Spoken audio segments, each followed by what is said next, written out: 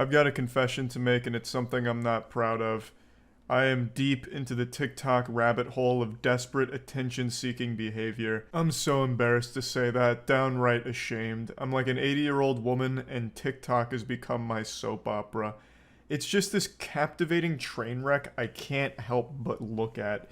These aren't even like people anymore. They're just clout zombies, an insatiable appetite for internet attention, updates, and increased follower count, bigger number, better person, and they will do anything to get a bigger number. And nothing is off limits. I swear to God, they would dig up their dead grandmother as a devious lick challenge. They'd fucking shove a Tide Pod down the throat of their dog if it meant more views on their TikTok page. It is just truly this battle where people are coming up with the most outrageous and most deplorable ways of getting internet clout as fast as possible. And that includes faking abuse. Okay guys, this muffin I got from, I think it was from like some grocery store, is so good. Like, I have no idea why the fuck you keep recording yourself eating. You're fat and you're overweight. Yeah, I couldn't find the original video since she took it down after admitting it was all fake. All smoke and mirrors, nothing's real, you got fooled, and it was all a play for attention. So I found this video of a guy watching it and reacting to it. Yeah, so right away you'll notice the acting's pretty dog shit. It's Tommy Wiseau level, sounding like something out of the Mighty Morphin Power Rangers here. It actually just comes across like a Darman video for real. Like, stop eating the muffin, you're fat and overweight. Dude fat shames his girlfriend, lives to regret it. But you have to remember, most people on TikTok are actual children. A lot of them haven't even developed object permanence yet. Like, if I put this phone behind my back, they think it disappears. Those are the people that are using TikTok mainly, so when they see something like this, they're just going to take it at face value. But it's not just kids. Like, no one really expects someone to fake an emotional abuse video for views on TikTok. You'd have to be a real piss stain in a gas station urinal to try some shit like that. So most people assumed it was all real, and especially victims of emotional abuse came forward to support the creator here.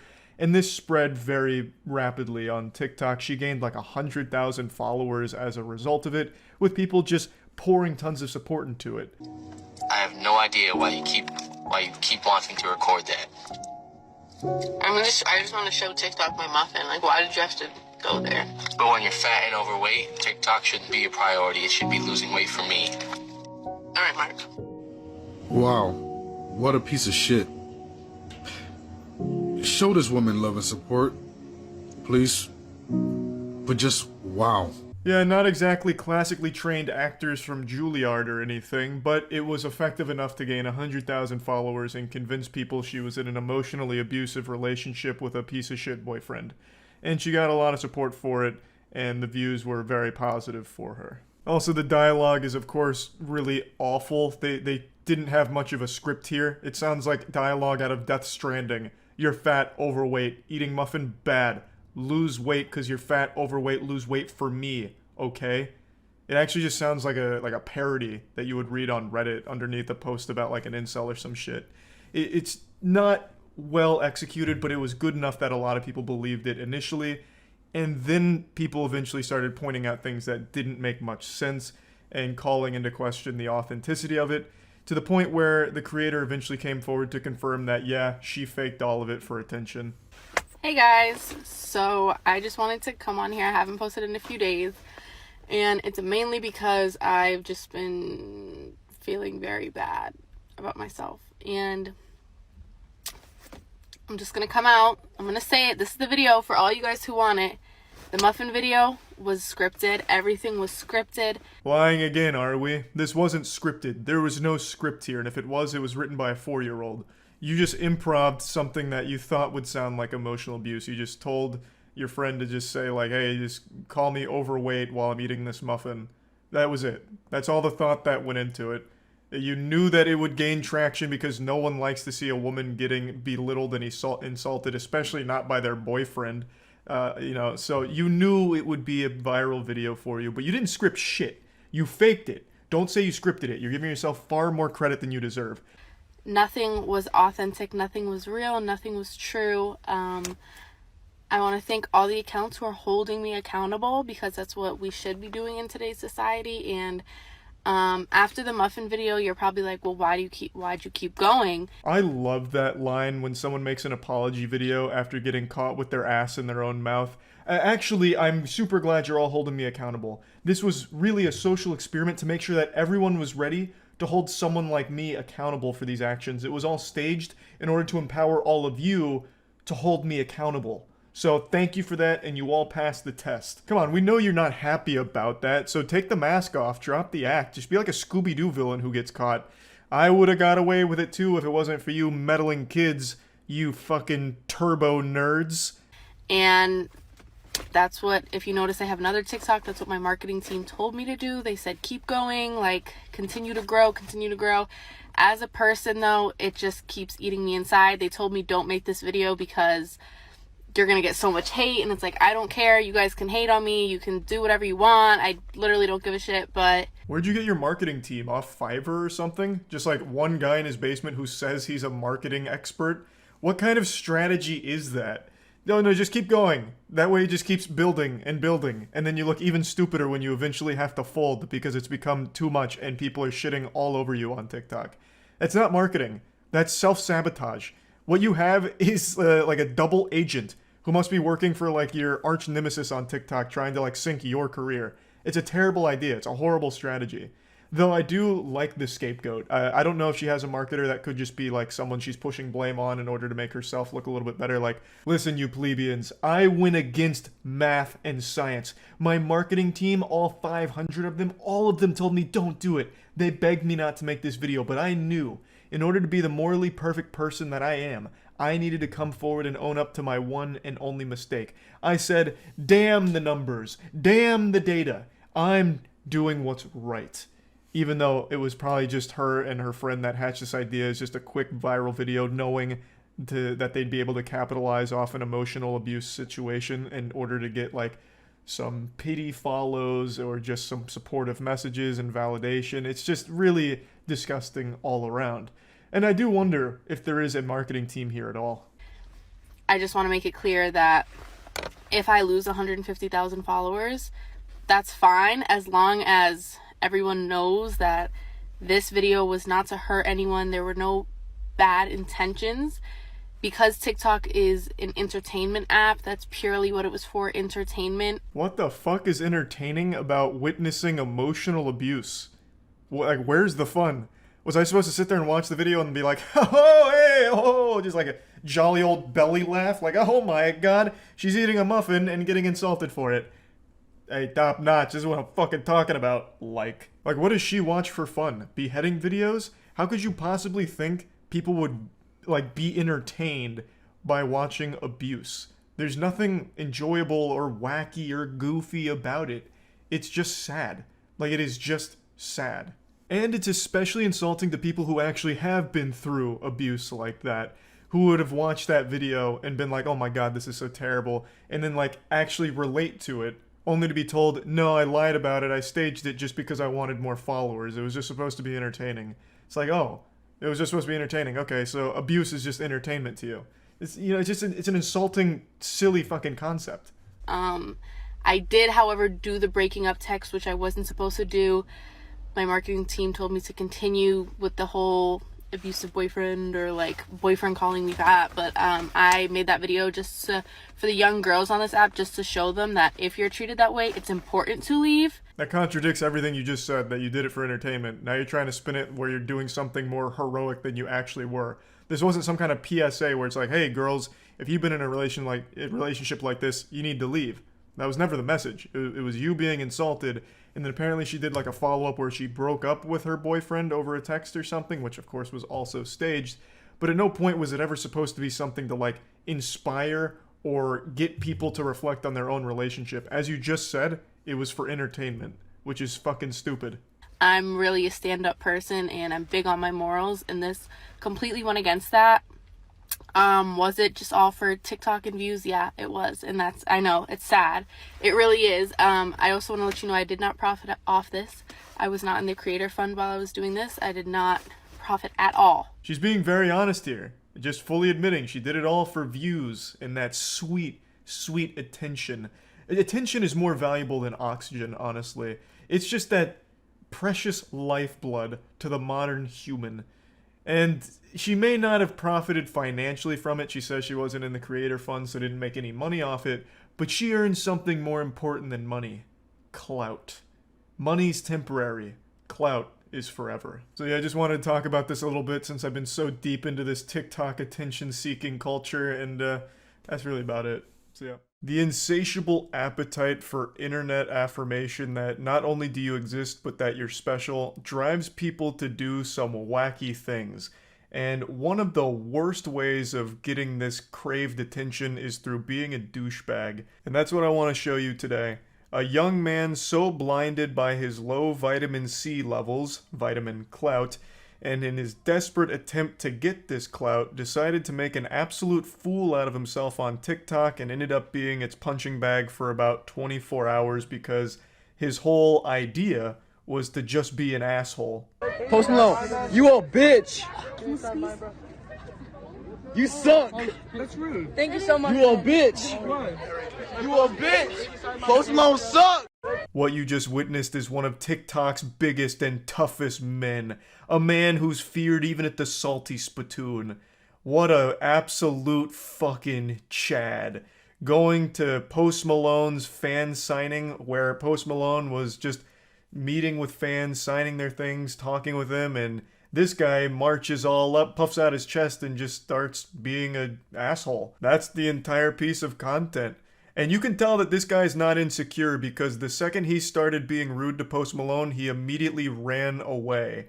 So you know he's not afraid of anything. This guy wakes up every morning and drinks a glass of rusty fucking nails. He's so tough. So yeah, Post Malone got drive-by heckled by a rejected Jonas brother who's desperately trying to get any amount of internet points that he can get. And I just find the whole situation super sad. Not just for Post Malone, but for this guy as well, because this is just such an embarrassing thing that I think any level of self-awareness will have him regretting immensely at this moment, I would hope. But Post Malone, even if you don't like his music, you have to recognize he is one of like the most authentic and genuinely kind people in the music industry. I like Post Malone's music, but I recognize not everyone will. But even if you don't, like every interview I've ever seen from him, all of his Twitch streams, because he streams on Twitch, or at least he used to stream pretty actively on Twitch, every interaction I've ever seen from him just portrays a really kind person. So to go out of your way to be mean to someone like that takes a special kind of delusional douchebag.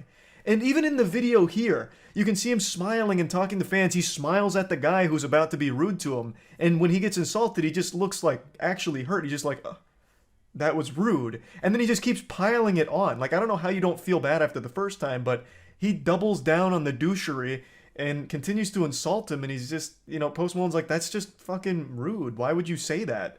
Like, it's so, like, rough to watch. Now, I don't know much about this kid, but he looks pretty young. I'm sure he's still suckling off his parents' finances like a parasite in order to pay for his trips to the hair salon every 2 weeks in order to match whatever the most trendy TikTok hairstyle is.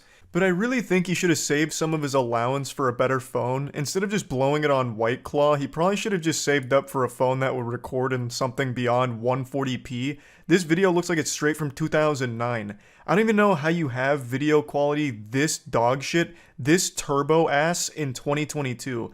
You have to be extremely incompetent in order to make your phone look this shitty in this day and age. Now, the whole goal with this stunt was to go viral, and it did. Mission accomplished. It got over 6 million views and is still getting views. But I guess he just wasn't really ready for that because he ended up going in full baby meltdown mode and took down the video and made a really embarrassing post about how it wasn't actually him in the video, it was his friend. Now, is it possible that it's actually not him? Sure, I suppose. There's some universe out there in the multiverse where that happens to be the truth, but I don't think that's where we're at right now. I think in this reality, he's just using the lamest and oldest excuse in the book. This is like that textbook cringy shit we used to do growing up, where if you send a text message to a girl and you regret it or she doesn't respond, you're like, oh, God, I'm so sorry. That was my friend that sent that. Oh, but stupid friend. I don't know why he'd say that. I'm not weird. My friend did that. Don't get mad at me. Not exactly a watertight response here, and I would have expected someone that puts up this persona of, I'm so tough and, you know, I'm such a badass, I'll go insult anyone on the street. I would have expected them to just like embrace the villain role, but it seems like they're just not built for that. They immediately just fold and just crumple in on themselves here, which of course makes it even more embarrassing for them. But I want to use this as like a little example of the drive to make a viral video where you just throw away common sense in the pursuit of numbers. This guy knew that this would get some attention, and he probably knew there would be some level of hate that came with it where people would get upset about it. But he clearly wasn't ready for the full response he got. He was just so blinded by the pursuit of internet clout that he made a dumb fucking decision and made himself look like a complete asshole on the internet. And that'll follow him around forever if he continues to try and be a TikTok star. So yeah, anyway, just wanted to go over this just a little bit, and that's about it. See ya. We're living in a gold rush, but instead of chasing gold, we're chasing something far less valuable. Internet clout. What is clout? What is its origins? Clout is basically internet attention. They're attention points, good boy internet points to let you know that you matter somewhere to someone. Clout's origins are actually quite humble. It began by simply posting shit online. If it got popular, it got popular. If it didn't, you weren't really all the different for it. You didn't care very much. But now, 10 years after the invention of clout, people covet the clout, worship it. They aren't whole without it. If you go to school these days and you have less than 1,000 followers on Twitter or Instagram, do you even matter? Probably get bullied fucking wedgies, fucking swirlies in the toilet bowl, I imagine.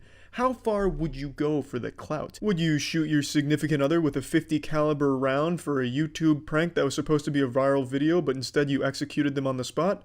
Perhaps, maybe. Or would you be like Dan Sullivan, the man we're about to look at today? Madman Dan. Dan Sullivan is an aspiring internet sensation. He's an affluent teenager who cruises around in his father's Benz, films shitty videos, and is really trying his best to pretend to be a comic book supervillain, but only if that supervillain was really into bestiality. Dan Sullivan's attempt at gaining some internet clout was by posting a video titled, "I Make Out With My Dog," where he makes out with his dog while moaning and calling him his husband. He posts a disturbing video hoping that it would pop off and capitalize on bestiality enthusiasts or just fucking degenerates in general, or make him a bad guy, because I guess in his mind, any publicity is good publicity. At least that's the phrase that a lot of people like to toss around. It's Dan, and welcome back to my YouTube channel. My husband with me. His name is Luis, and I love him so very much.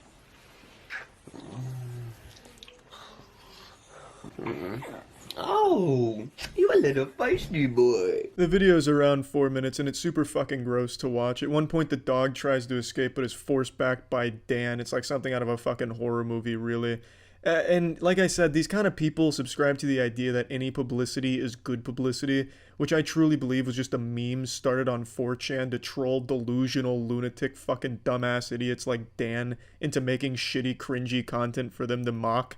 Because that phrase is remarkably inaccurate. Negative publicity kills careers, and it does it all the time. Yeah, sometimes in businesses that are too big to fail, like Nestle, it doesn't really matter the publicity because it's still going to succeed. The same is not true for a fucking 10,000 subscriber YouTube channel. His channel's not small, not by any means really, and this kind of shit is what kills a channel like that right from the get-go. You don't grow from having a reputation as a dog fucker. That's not, and why would you even want that reputation to begin with? Dan Sullivan is the result of what happens when your dad gives you money instead of attention. You crave it elsewhere, but he doesn't have the talent to make anything good, so he does what could be shocking: make out with his dog, cruise around in his father's Bentley, shitting in his diapers, pretending that he doesn't care about the hate comments he gets. Negative publicity ends careers constantly. Look at Brooke Hoots, or Houts, I already forgot how to say her name. She's the girl from a few months ago who abused her dog on camera. Her channel's fucked. Her whole career online is fucked. She was a hugely exploding channel at the time, and now she has nowhere to go. She's gonna have to get a 9-to-5 job. In Dan's case, his golden toilet and silver platter upbringing probably prevents him from even knowing what a real job looks or feels like, and judging from his fucking scrawny physique, he probably doesn't even have the strength capable of scanning groceries across the fucking register. And perhaps he won't need a job. You know, maybe he could just live off his dad's hemorrhoid money for the rest of his life if he needs to. I don't know how wealthy his family is, but judging from his videos, he comes from an extremely privileged background. But it's very clear that something is missing if you're going on camera to get sexual with your dog. You're a sick motherfucker. What's up, you guys? Hi, it's Dan, and welcome back to my YouTube channel. Oh my gosh, you guys. Even just listening to one of his videos is a challenge in and of itself. He really tries super hard to pretend that he's extroverted and outgoing, so he overcompensates by being extremely fucking loud. And he has this downright pathetic intro where he snorts a straw in a Starbucks cup and then says, you know, welcome to my channel, takes a drink. It's fucking awful. And the majority of the shit that he makes is just him complaining about his haters. You know, why do people hate me? I don't get it. I just fucked my dog on camera. Oh, how can people be so sensitive? I'm sorry if I offended you. Sorry, not sorry. Ha ha ha, I laugh in the face of my haters because I get to suckle on mommy and daddy's teats of money. Truthfully, walking a mile in this dude's shoes must kind of suck, just being stuck in the shadow of your parents for your entire life and never being able to break out and have a face or voice of your own. So I guess it makes sense that he'd lash out with horribly shit content like making out with his dog and just being a fucking general pest on the internet, but that doesn't make it excusable. It's this quest for internet clout that corrupts the minds of people like this that are already troubled from their upbringing of being ignored and feeling like their self-worth is pretty low. They can't find the self-esteem on their own, so they try to find it in other conduits like online in the form of likes and views. And also, let me just make a quick PSA to the people that'll inevitably go to his channel to dislike his videos. Don't do that shit. This dislike brigade where you think that you're some kind of justice vanguard who goes to the channels and dislikes their videos, you're not helping anyone and you're not hurting anyone. If anything, you're helping the channel you're going to by just giving them more attention and more views. Even though that is ephemeral, it is still a quick boost to the channel in general. If you really want to fight against a channel that you think absolutely does not deserve to be popular online, you do that by ignoring it, not by going out of your way to find every video just to leave a dislike. So I understand that she gets a lot of hate as well, so it doesn't really surprise me that I'm getting hate too for like trying to copy her. It really doesn't bother me. Like honestly, you guys, as sick as this sounds, at least I'm getting the attention out of it. Like that really is the entire point. And Yeah, you don't have to take my armchair psychology lesson at face value. He outright tells you he only does this stuff for attention and views. And in general, I find that to be very sad, this insatiable appetite a lot of people get for internet attention. But again, for someone like Dan, it's hard to feel any sympathy for them when they go and make a video that looks to be animal abuse, just outright abusing their animal. That's what it looks like. That's the kind of video that it came across as. And he has also done some other scummy shit in his videos and done some very questionable things on other content. So in general, I just think Dan is the perfect example for this desire for a lot of people to get internet attention by any means necessary, and I think that shit sucks. That's it. See ya. In the never-ending pursuit for internet clout and attention, no price is too high. Some degenerates on TikTok would sacrifice their own grandmother if it meant they could film a TikTok over her open casket at the funeral in order to get some followers and likes out of her tragic demise. There is just simply no depths they won't sink to. Of course, most of the shit on TikTok is fake in order to farm impressions out of it, and I'm sure you've seen it all. Fake pranks, fake rage, fake titties, but I can promise you, you probably haven't seen what I'm about to show you today. A fake suicide savior. A guy decided to try and make a viral video out of portraying himself as some kind of angel who saves a man from jumping off of a parking garage and killing himself. On my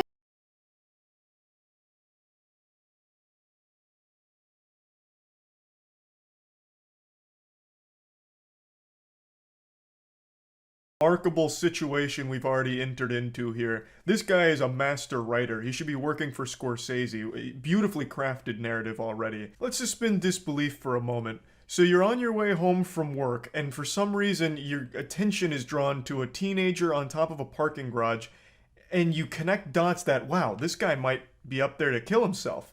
How do you even reach that conclusion? And then why would you then take out your phone and film him from a distance? Like, what is the thought process there? And then also the statement of he could be chilling, but he looks young and it's high up. What does him looking young have to do with anything? Why does that why does that matter? It could be a 95-year-old geriatric man up there. The situation doesn't change. It's just somebody on top of a parking garage looking out. It's not exactly suspicious behavior. I absolutely love that this is the best his brain could cook up. All of his neurons were firing, and this is what they produced. This is his maximum potential. This pile of dog shit. Obviously fake and scripted, yet was good enough to convince some troglodytes on TikTok that it was real. And they were patting him on the ass, telling him that he's a hero, and that the Lord chose him as a guardian angel to save that guy's life. It was actually pretty sad to read, honestly. But yeah, he's now going up to the rooftop to have a conversation, a stern talking to with the man up top in order to try and save him. Then I got there and noticed him pacing back and forth. Time to go talk. Then this happened.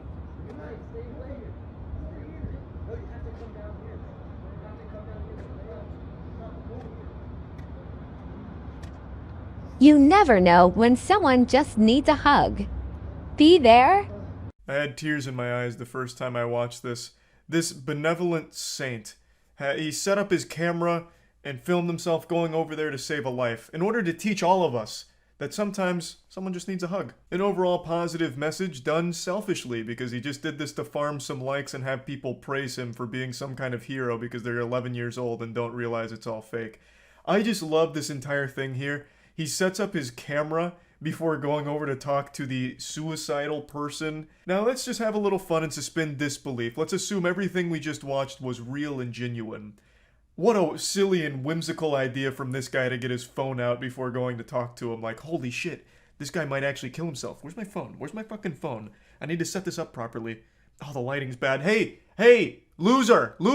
If you're gonna kill yourself, you're gonna jump, can you do it over there? The lighting's better. The sun's like casting a bad shadow. Can you do it over there? It's for a better shot. My framing's off. Like, you've actually got to be fucked in the head to try and farm some internet clout out of like a legitimate suicide situation. Like, that is beyond deplorable.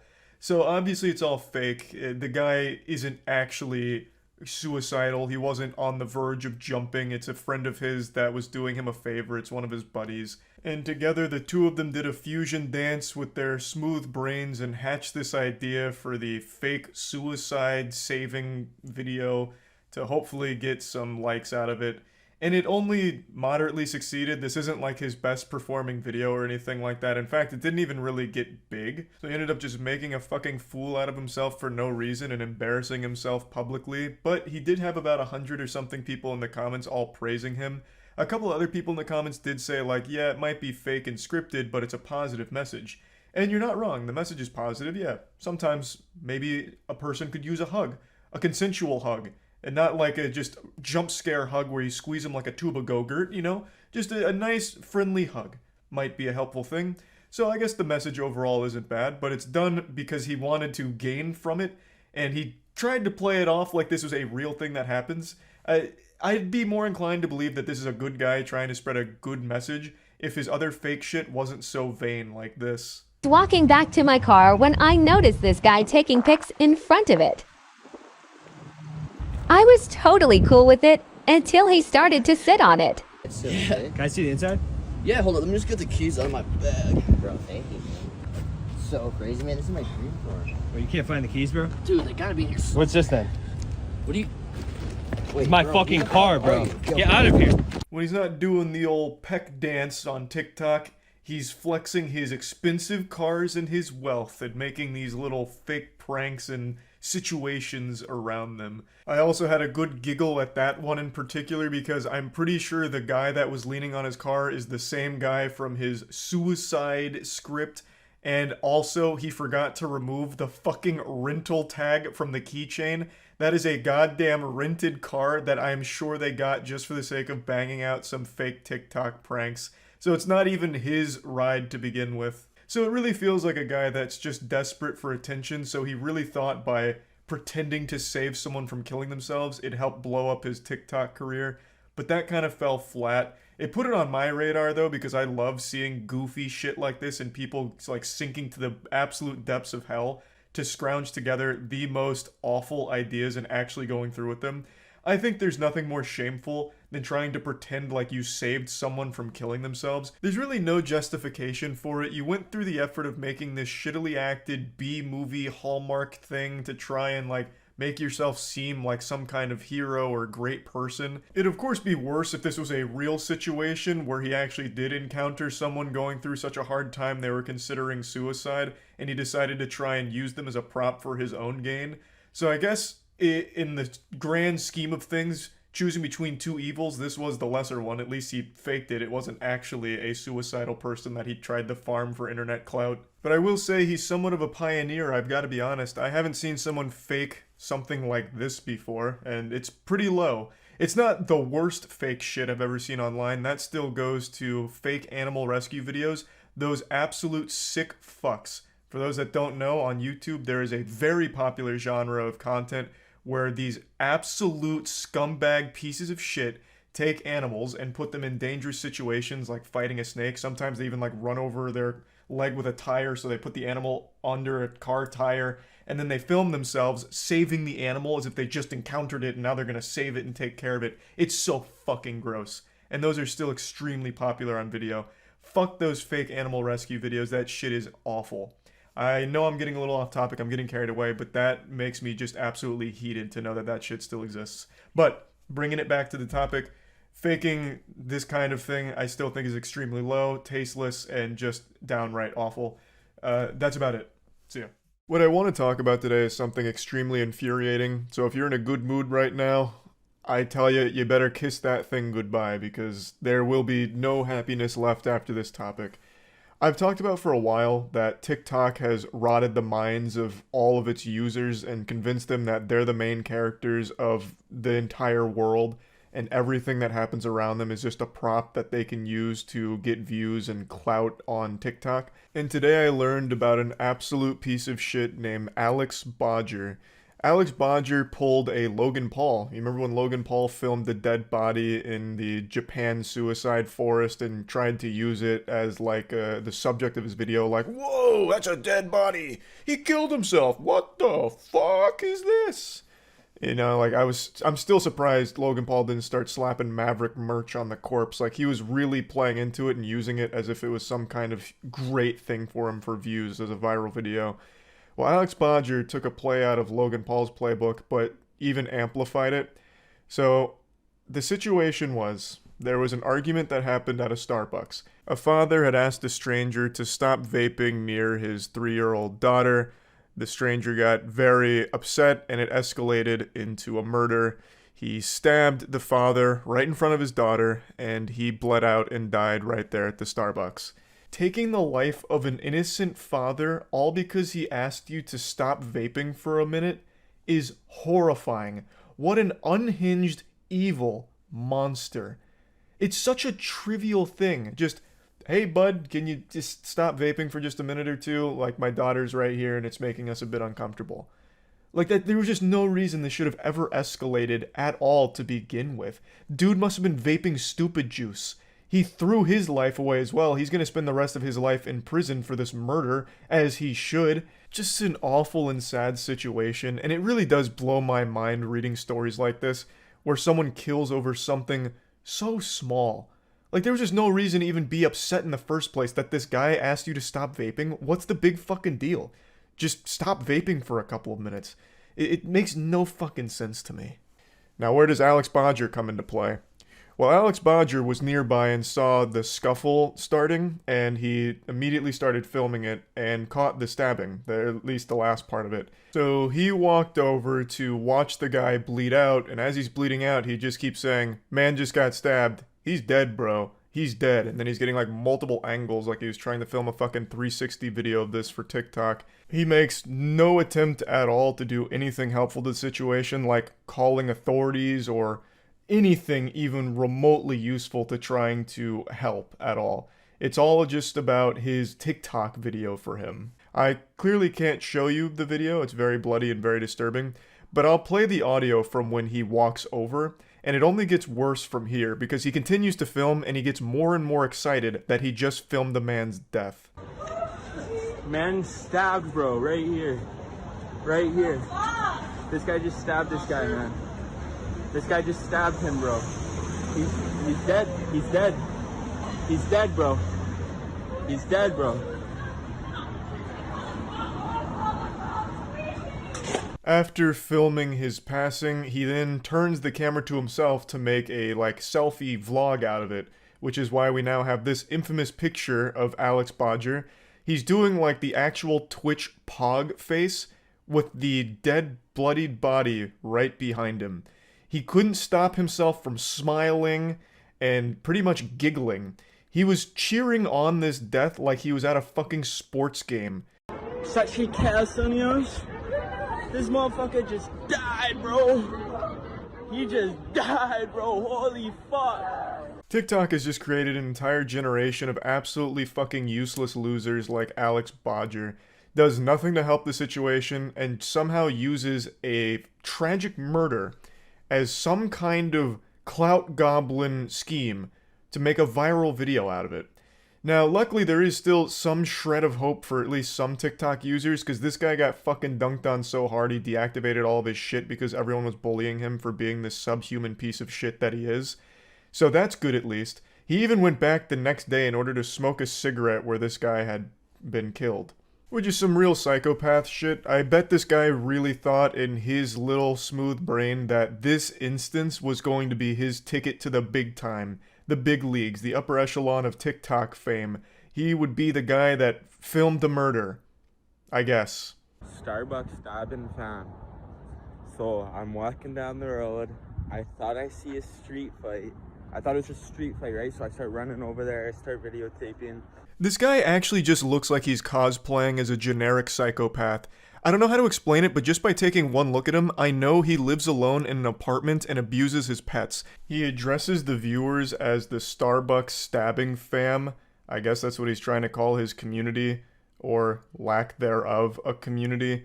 It's pretty clear that he doesn't actually think this is a serious situation at all. This video is supposed to be like his defense, his side of the story, explaining it, getting to the truth of it. You've all misunderstood me. And that kind of deal. But it's really not that at all. And at no point does he even address why he decided not to even try and help or call authorities or anything and just sit there and film. I really thought this was just going to be a standard cookie cutter influencer apology video, complete with the fake tears true combo. But it's something very different. And I see some blood, and so I just thought maybe there was a bloody nose or something. My brain wasn't really allowing me to believe what just happened. And I knew he was dead, but at the same time, and so this is my first time ever experiencing this, right? So my brain's just he's dead, and so I just start screaming because I don't know what the fuck else to do. The murderer is standing right there. All that's going through my head is holy fuck, I'm standing right here screaming he's dead while the murderer is right there. What if he comes at me and fucking kills me? Oh, brother, we got it all wrong. He was afraid, clearly. The murderer was right there, and this guy was concerned that maybe the murderer would come and kill him. He was so afraid that he stood there and continued to film the whole thing, including filming the murderer, while delivering play-by-play commentary as the father died in front of him. And then still continued to sit there filming and then turning it into a selfie vlog style where he starts pogging and laughing. It looked like he really was afraid, and now he's explained it, and now it makes sense. He was like a deer in the headlights, afraid for his own life, clearly. But I'm in so much shock, I'm just standing there doing this. And then I had what I thought was the most controversial thought of my life, which it was controversial, where I'm gonna say Satsi Kesanias. This motherfucker. But the motherfucker just died part, that smile on my face, that was out of uncomfort. I was so uncomfortable, I didn't know what just happened.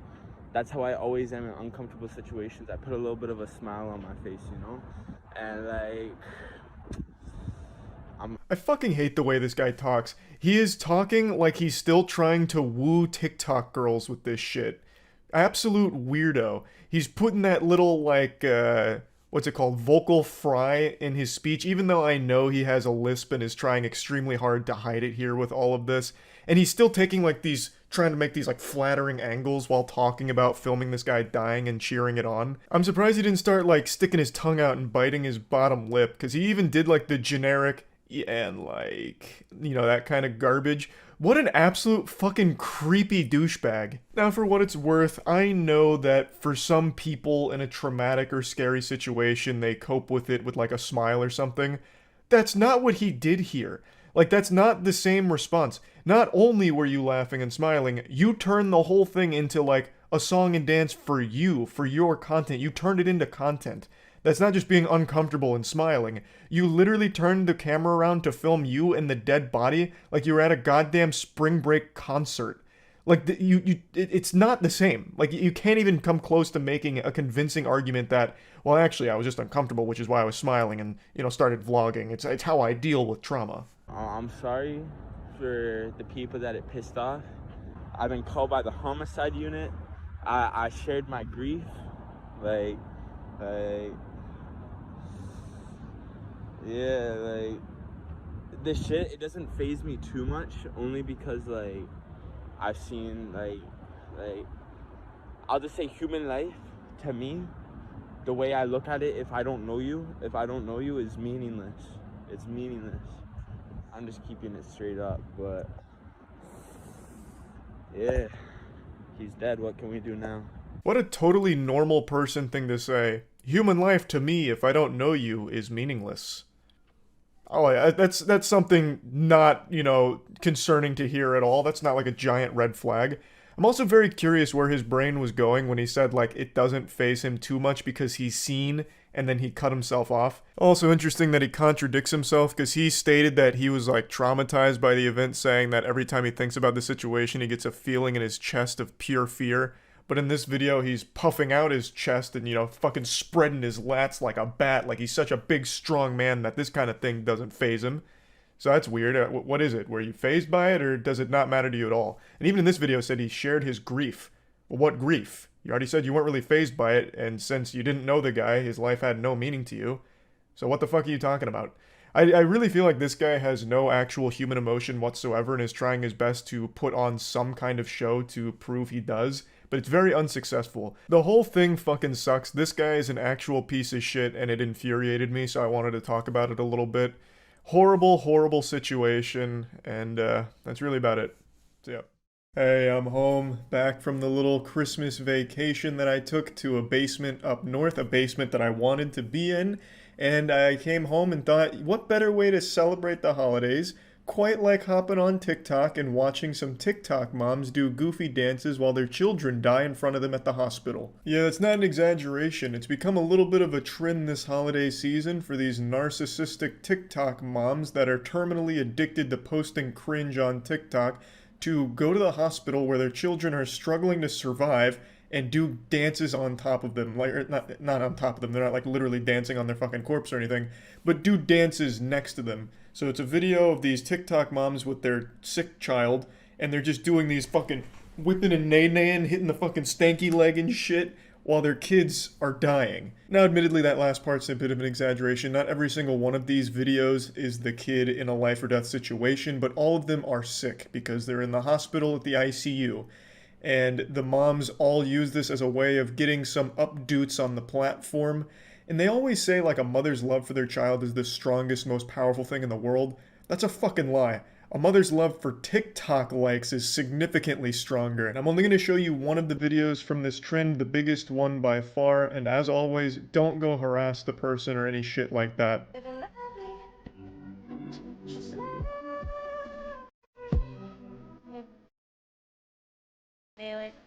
Now what you just witnessed was the patient zero of this trend. This is the one that really kicked it all off. Now I'm no epidemiologist, so I can't really plot it super well, but from everything I can see, this was one of the first and definitely the biggest in this trend.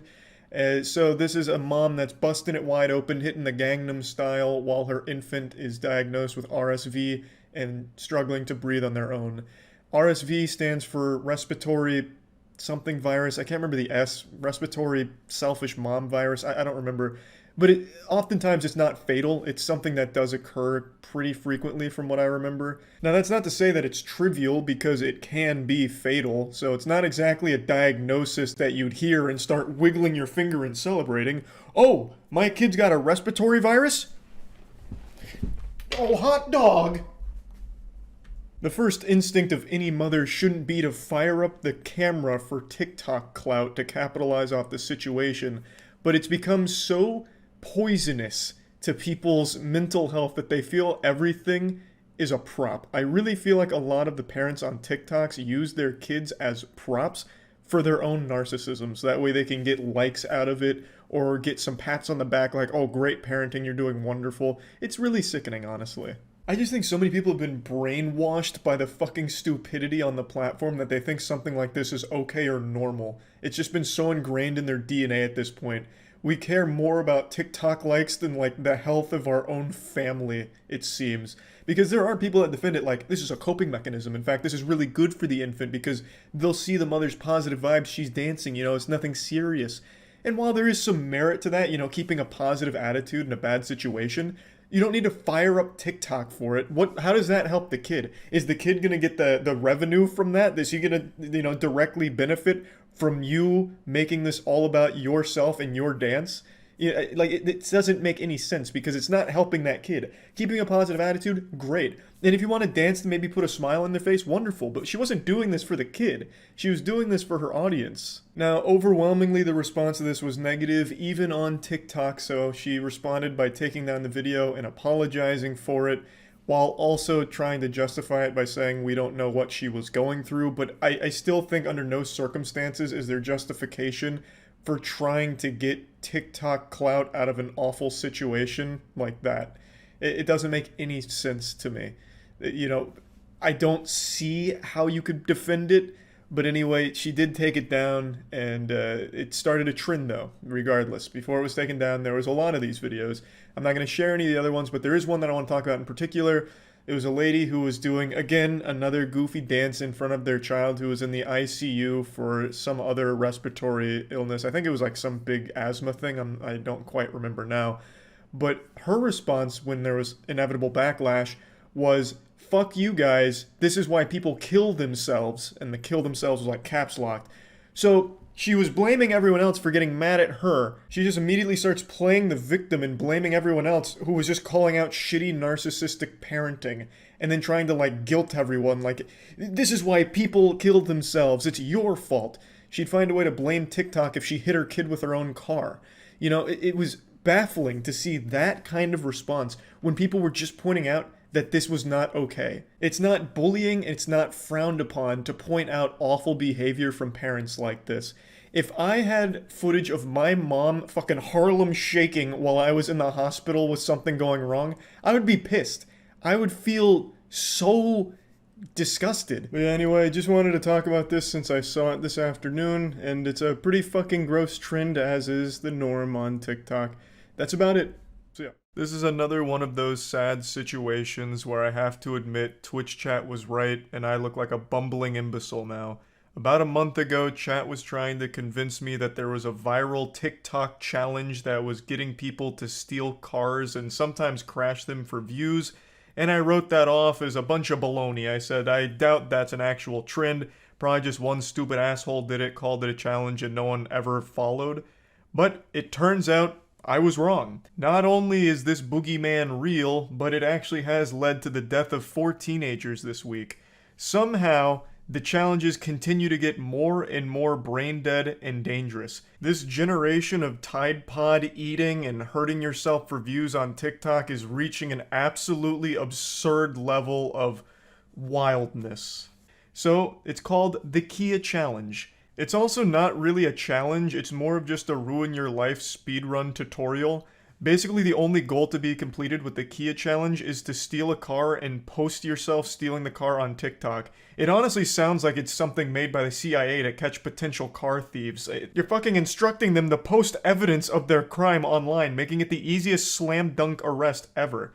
But anyway, the Kia Challenge was videos that were teaching others how to steal Kias and Hyundais specifically because of a massive vulnerability in many models from Kia and Hyundai. For Kia vehicles, many of them built from 2011 to 2021 have this problem, and for Hyundais, those built from 2015 to 2021 also have this problem. I'm not here to teach you how to do it, I'm not your Thieves Guild sensei, but I will tell you, it is shockingly fucking easy. It's mind-blowing how stupid and simple it is. These cars are more insecure than me going through puberty.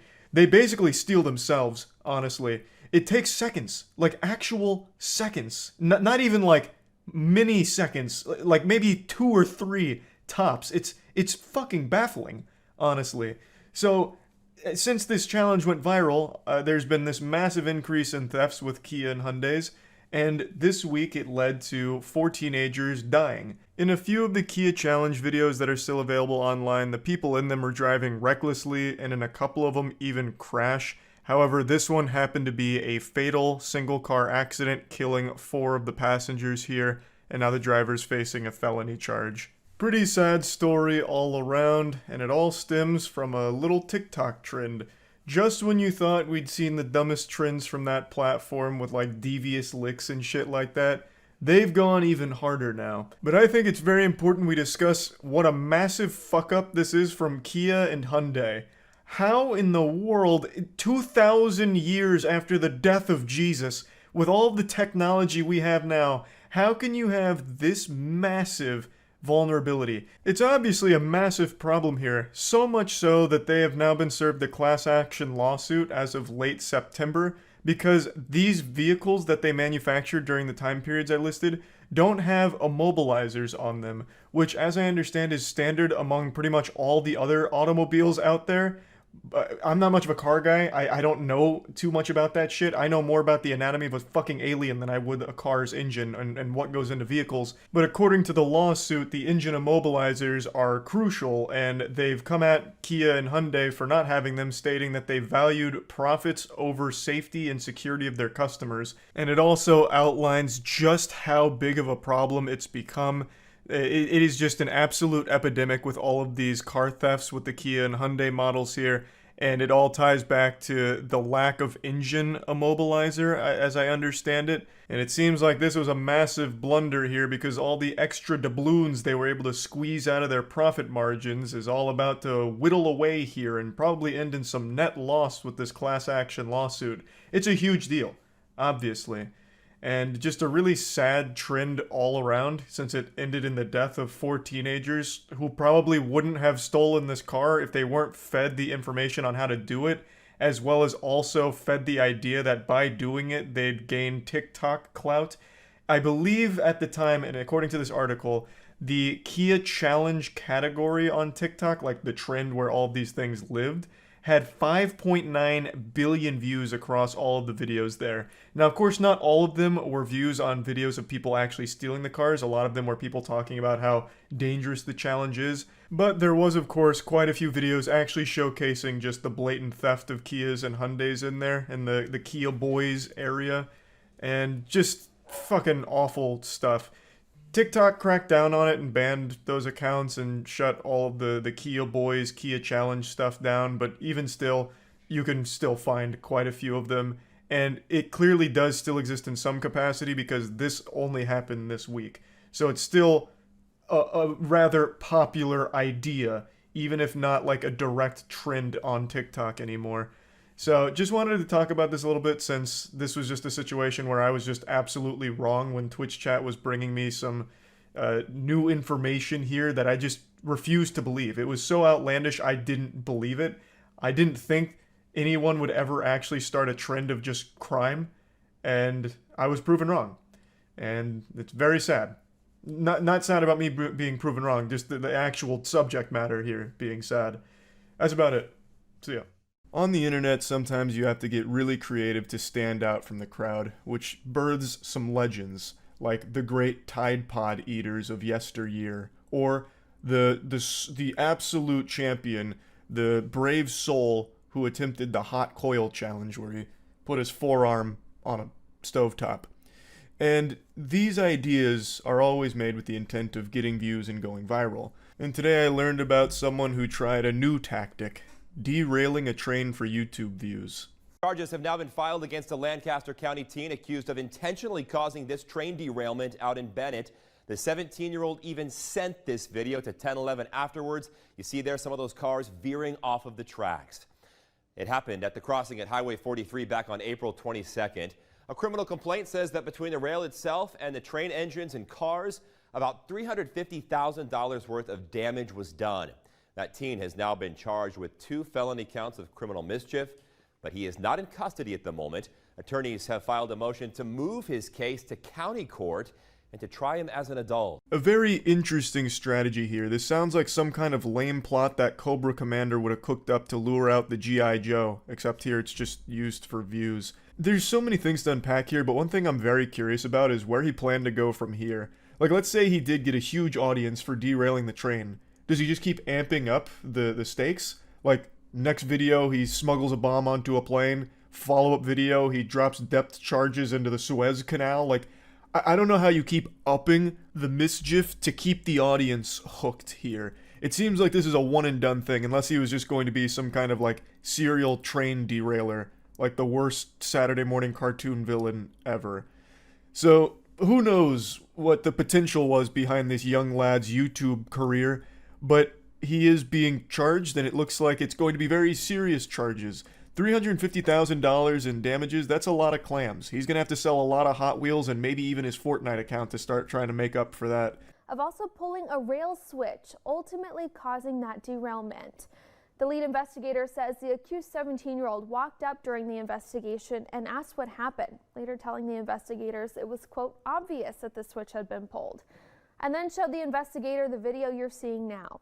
Railway police believe that security cameras in the area showed the teen not only driving up to the scene, but also setting up a camera minutes before the derailment. I guess I've never seen a real-life train derailment, which is maybe the purpose behind his video, to educate us on what they actually look like.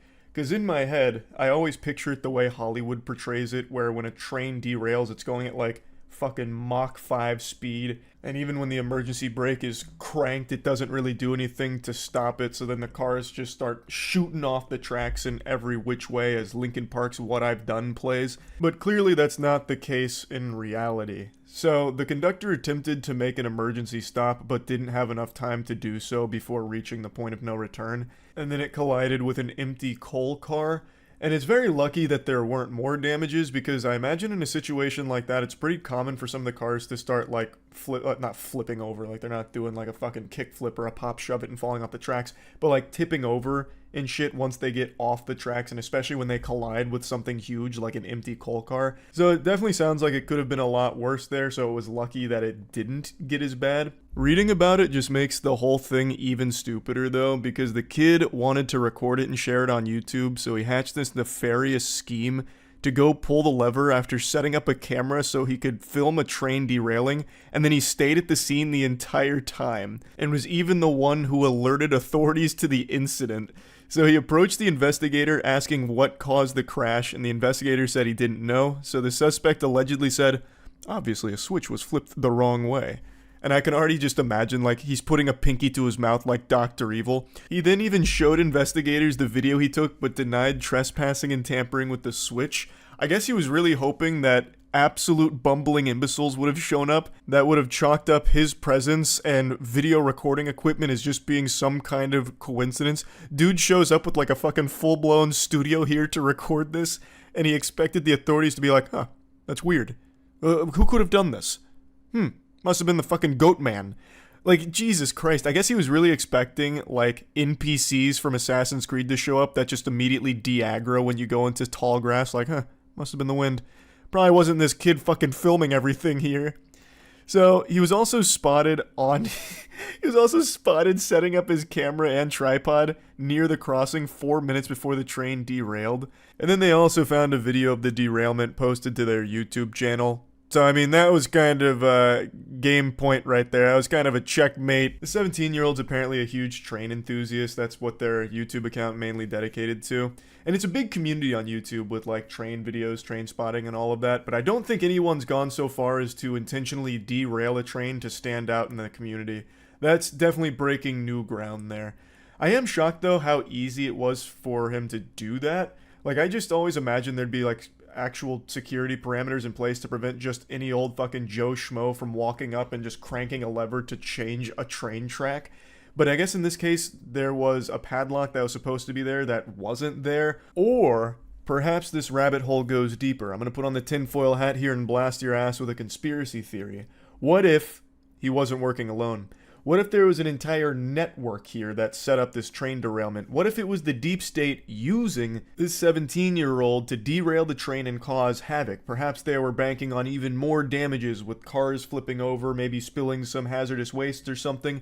So someone on the inside at the trail company, Jesus Christ, at the train company, they took the padlock away. They had a secret agent go in there, remove the padlock, and then the 17-year-old showed up and had free access to that lever and then to film it.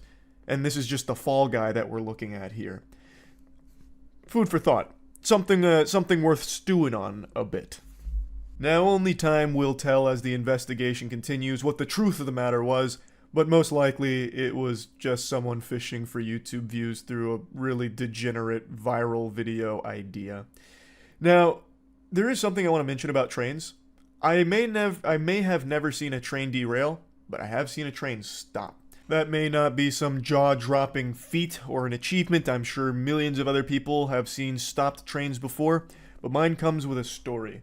So there was a train track that ran right outside of my university when I was in college, and one night when going to a bar, the train had broken down, and it was stopped on that train track, and everyone at the bar would go and climb on it and take pictures on it. And I wanted to be part of the crowd, so I did the same. And I took a picture in front of the train with my arms crossed. I'm pretty sure I pulled this up on stream at one point, but I used this as one of my Tinder profile pics for quite a long time. And it is perhaps one of the most revolting pictures you will ever find. It's so fucking stupid, it's so blurry, it looks like a picture of Sasquatch, and it is such a bad photo of me. It's when I still had the mutton chops for a little while. God bless, what a fucking awful idea that was. But I looked like Wolverine if he got scurvy. So I was standing there in front of the train, arms crossed and semi on my tippy toes, so I looked a little bigger in front of the train. And I unironically used that as my Tinder profile pic for quite a while. And I just had to share that here. I'm pretty sure I brought up that picture on stream, but I don't know if I ever told the full story to it. So seeing a train derail isn't really the same as seeing a train stopped and taking a picture in front of it, but both instances do involve a train. So, felt the need to share. That's about it. See ya.